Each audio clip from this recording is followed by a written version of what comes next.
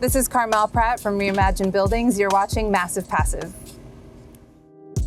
Today we're at Casa Pasiva, which is actually a cluster of many buildings that are undergoing passive house retrofit. This is a really important example of successful implementation of passive house in the affordable housing sector for the buildings and the tenants that need it most. It's also an example of how you can apply the passive house method in a cost-effective but big impact way. We're standing on the roof of one of the Casa Pasiva houses. We're going to look at what went into both the design and implementation and the ongoing monitoring to really make sure that these buildings are performing the way that they're intended to perform. So I'm here with Chris Benedict, and Chris, why don't you introduce yourself and tell us a little bit how you got involved in this Casa Pasiva project? Well, I'm an architect. I was able to start my office in 1995. At that time I wanted to do environmental work, but I didn't know what it was. I was working with Riseborough on a job, and I actually was able to convince them to try the passive house protocol, and so we did that at 803 Knickerbocker, which was a new construction building. And together we learned about how to do something which was the big topic of the time, which was exterior insulation. And we did it in a really fun, interesting way, where we were able to do a very sculptural facade with EIFS. Then I started thinking about, well, since we can do the exterior insulation, why not hide our mechanical systems behind it so that we could do tenant in place work with very little interference with the tenants' lives? Well, I just happened to be speaking with Scott Short, who is now the director of Riseborough, and he pulled me over and said, "Chris, I have a job for you." And thus became Casa Pasiva. So Casa Pasiva's formulation is basically take an existing building, give it a great air barrier, give it fantastic windows, do exterior insulation, get all the mechanical systems running down the face of the building, starting up at the roof. So the roof becomes like kind of the mechanical room of the building. That way all the equipment is very easy to get to and easy to repair or replace if needed. This job also included interior renovation. So there was definitely, going into people's apartments, renovating their kitchens and bathrooms. Part of the kitchen renovation was to give them induction ranges. We New Yorkers, we cook with gas. We're just, gas cookers. So to even introduce electric cooking was a stretch, and then to introduce the induction was even more of a stretch. Cooking rice on the induction range wasn't working, So we ourselves went into one apartment and did a lot of trial and error trying to figure out how do you actually cook rice on this range. There's a lot that you wouldn't even expect that needs to get worked out. These were the first group of buildings that we did. They were called Phase 1. Phase 2, we took what we learned from Phase 1, and we were able to complete the entire final building in just a month. That was because it was like a ballet. Everyone knew what had to happen, and this was including the interior renovations. And the overall strategy is get everything ready, all the equipment up on the roof, all the stuff down the sides, all the holes in the building that need to happen, get that all ready, and then move people out for a short time to get the interior renovation done. You really need to have fantastic communication. You really need to be on it all the time. It's not the kind of job where, as an architect, you turn the documents over and you never show up on the site. So you have to have the commitment to be there. And a nice thing about this is that while it seems to be almost completely technical, you also get a chance to do an aesthetic treatment as well. So there's a great opportunity there while you're doing all the technical things, and you're blending the art and the science together. It's not just for art's sake, you're doing something that's really looking at the technical aspects and how to work with it and make it, iconic of what is happening with the building.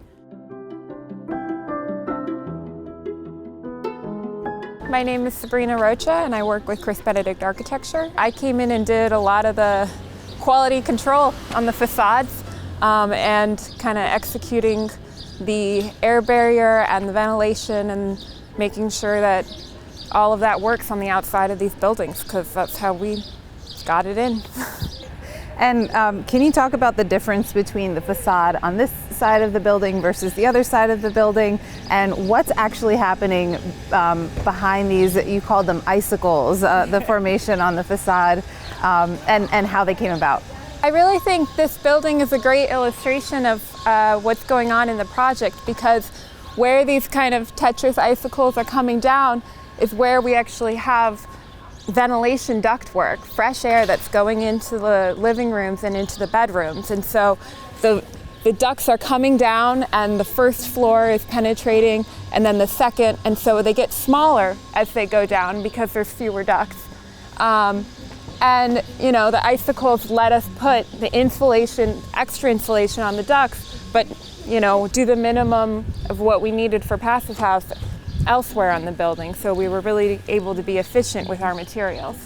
As far as Passive House certification, this building is pursuing FIA certification and had a few verification items to go through that were maybe slightly challenging in a retrofit scenario and with this approach to the facade. Can you talk about the on-site quality control that you were doing and the verification of what was designed and what was ultimately implemented? Our whole air barrier was on the outside, so a lot of that detailing was getting at the penetration and making sure that the seals were completely there at the windows.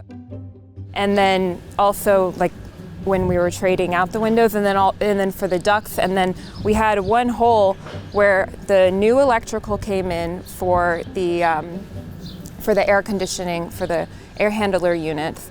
And then also the condensate came out, and so we needed to make sure that was really sealed. And once the foam goes up, we don't really have access to any of that. So I was the person checking every single hole, every single window, any kind of repair that needed to be done with the brick before the air barrier went on to make sure that it held and was solid.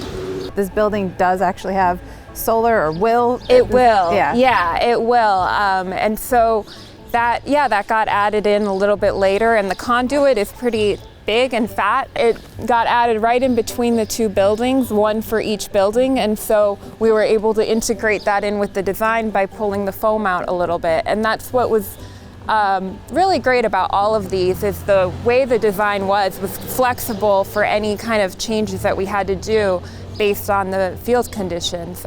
So we didn't lose the whole concept of the design with having to make some small adjustments. Yeah. It's amazing how you've managed to both hide and highlight, what's really happening behind the surface here. I understand that you guys did a preliminary attempt at a whole building blower door test, but you ran into issues, especially with tenants living in place and actually having all the doors open and creating a single zone of the building. So can you talk about the approach that you're now shifting to with testing through the ERVs and how that's working through the facade? We're still figuring out exactly what the testing protocol will be, but yeah, that is what we are hoping to do, because it is a lot of coordination to try to get tenants to open the doors. And in our preliminary test, we realized that the party walls between the buildings is where a lot of our leakage is happening. So we can't isolate one of the buildings separately from the cluster, and so we're going to do all of them at the same time. And then the issue with having tenants open the door, I mean, there are people here with little kids, with dogs that have jobs, and so asking everybody at the same time to be able to do it, and then it takes a little while to run the test and things. So when we had a kind of meeting with a lot of brilliant building scientists, and Chris presented the discoveries that we had on that preliminary blower door test, and it was like, what are the ideas? And then that's when someone threw out, like, aren't these all connected with the ductwork that you installed? And it was like, a little light bulb started going off. And that's the testing protocol we're working on now, is to use all the new ventilation ductwork that we've installed to pressurize the building and get the readings that we need. It's amazing to see the whole community come together to try to solve this problem, because we really need more Passive House retrofits, and we need to understand how to overcome those hurdles while keeping people in their homes, most importantly. The tenant in place is a real challenge, and it's a new kind of frontier, I think, for a lot of people in building science, which is what is kind of more exciting, is we have a lot of building stock in New York that has gone through a lot of changes already, and it is capable of doing this next chapter.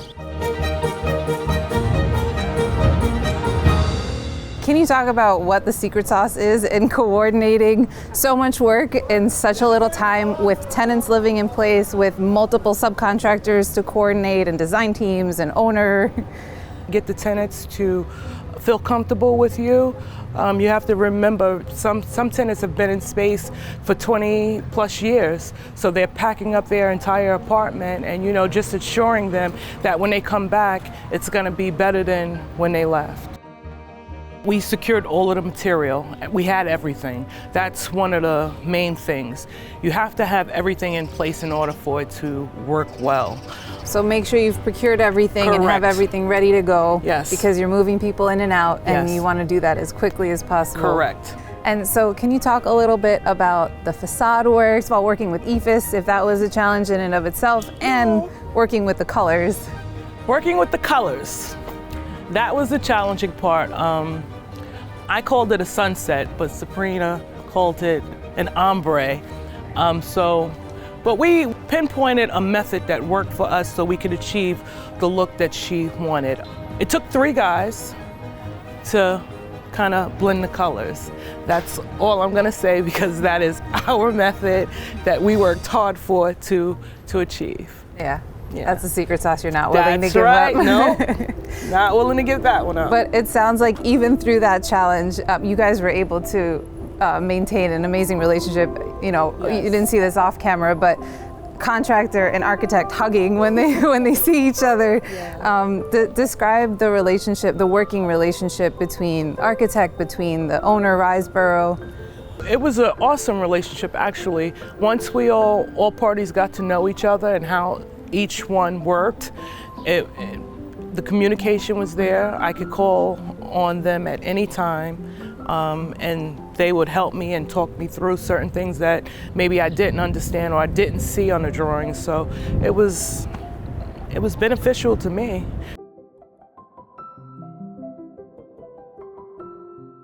We're standing in the meter room at one of the Casa Pasiva buildings, and we're looking at right now the HVAC sub-metering, right, in the apartments. Can you talk about the system and how you've implemented controls and monitoring, and sounds like maybe some temperature limits and setbacks? So the system we're looking at right now just basically meters electrical usage of the HVAC units. There are specific heating laws in New York City. You can't go below 68. So obviously we basically have the heating set to around 74 degrees. We feel that that's a comfortable temperature, and it keeps our energy costs moderately low. In this setting, the owner has to pay for heating. How do you deal with payment on the cooling side? Yeah, so that's actually exactly why we have the sub-meters. So this building is master metered, and the apartments each have 2 meters. One that measures plug load and lighting, and then the other measures HVAC. And so during cooling season, the tenants will actually receive charges for cooling. What are you seeing from a cost savings perspective, and then what are you also seeing from a performance and efficiency perspective? I keep a close eye on the control system and like to see, where tenants are operating their HVAC units. And I'd say 75% of the time, the majority of the building just doesn't even have the units on. They just, because the exterior insulation is doing such a good job that they don't even need to turn them on. So you mean to say that the building is operating passively? Yeah. And not needing That's mechanical system intervention? Amazing, yeah. Amazing. Proof in the pudding, proof in the monitoring. Do you have a sense of cost savings? You're looking at these buildings that you've retrofitted to a Passive House standard versus other buildings that you own that maybe have not yet retrofitted to a Passive House standard. Yeah. Do you have a ballpark, cost saving? The most recent year, we're looking at numbers that are generally 50% more efficient than HDC standards for underwriting. So definitely some really positive results so far. Amazing. 50% energy cost savings that compared to your standard building stock. Yeah, I mean, with all the local laws coming out in the city, Local 97, all these emission standards, we really just want to get ahead of everything. And, having all this data to back up, what our main goals are is really just, it's great. It really makes it easier to kind of build better buildings for the most part, yeah. So we're standing up on the roof now of a Casa Pasiva. We talked a lot about the facade, but how did you come up over the parapets and handle the bulkheads as far as insulation? The exterior insulation is like frosting on a cake, and so our insulation is coming over the roof and it's covered with the cement board. It comes over to the parapet wall. Right here is I guess you would call it a reglet. It's 4 inches deep and it's got a little mouth that receives a metal apron. So directly behind there is XPS foam, 4 inches of XPS.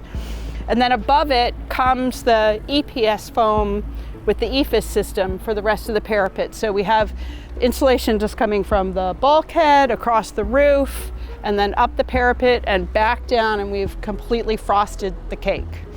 So you've achieved the continuous thermal envelope from an insulation and an air sealing perspective, but we have penetrations and we have things up here on the roof that also had to be thought about and handled. And from what I understand, your office actually handles both the MEP and HVAC design as well as the architectural envelope. So please talk us through, how you managed to kind of get over the hurdle of adding the ERVs to the roof, dealing with the penetrations and also the heat loss from the units themselves. Yeah, anything that involves the use of energy, we do in-house.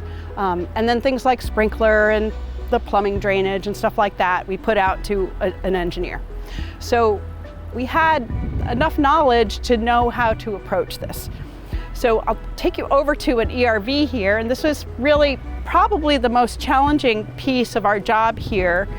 Inside of this box is an energy recovery ventilator, but it's an indoor unit. We're only pulling air out of a kitchen or a bathroom of a stack of 4 apartments, so we have a very low CFM. You can't really find a rooftop unit that's both efficient and small enough to be able to work for that. So the idea was take a residential or ERV, put it in place. A lot of times these are over the stacks of the ventilation that already exists in the building that had a roof fan on it previously. And then exhaust from those 4 apartments and then supply fresh air by running the ducts across the roof. So underneath this roofing here are ducts. They're running to the perimeter walls, going down through the parapet wall and then into apartments. And all of that is then all covered up and insulated. So finding a way to house these ERVs has been very challenging because you have to be able to take it all apart, do maintenance, repair it, and finally I arrived at a solution of using these styrofoam boxes. They've been through a little bit over the construction period, and we will be doing some modifications on this in order to make them a better solution for this. But we did want to create something that was a little iconic of ventilation.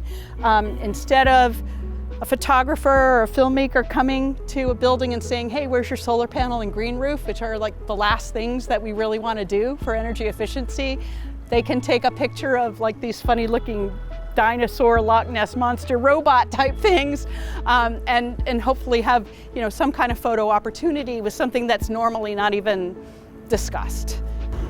Ventilation traditionally in my office has been isolated from heating and cooling because the way we think about it is you do ventilation well with something and you do heating well with something, but to put them together is a mistake. You can't really get a system that's doing both of those well. So we have pulled them apart traditionally since the beginning of my office doing their work. Every apartment has an outdoor unit and its refrigerant lines and Its controls and everything are thrown over the parapet, and then the cake is frosted. And so this corresponds to one apartment, apartment 1A.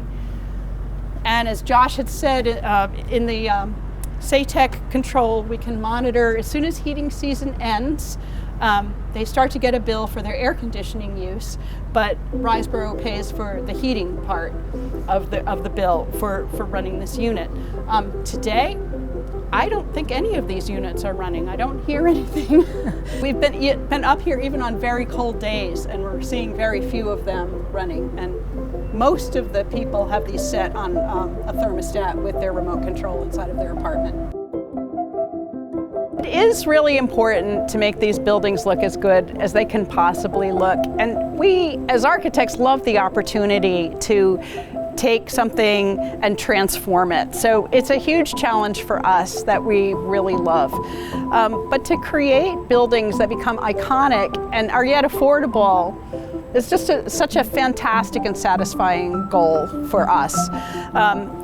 We are in a world of affordable housing where things are built very quickly, maybe with less attractive materials. Now we have a chance to come back in and make them really cool. And that's part of this whole movement now, moving forward. They were built with different ideas, they were built with different materials, and now we can come back with what we know and with the situation that we're in the world. But we want to make sure that we're doing it in a way that is loving and respectful to neighborhoods, to the people living there. People can be proud of where they're living. And so that's part of what we're trying to do, bring beauty and joy. So today I learned about some really unique out-of-the-box ways to implement Passive House in existing buildings and at scale. When we talk about massive passive, we need to figure out ways to do this more cost effectively and in ways that are less invasive to tenants, but have big impact to building owners and operators. Sneaky ways to put in ventilation, heating and cooling, and even future solar right into a facade where you're tackling insulation, an air barrier, thermal envelope, along with mechanicals. A key takeaway in what we've learned today is that communication and coordination amongst design and construction teams is really paramount. You need full commitment, you need really, really good and problem solving along the way, and ultimately you need a passionate team that is bought in to implementing Passive House. I'm Carmel Pratt, this has been Massive Passive. Thank you so much for tuning in.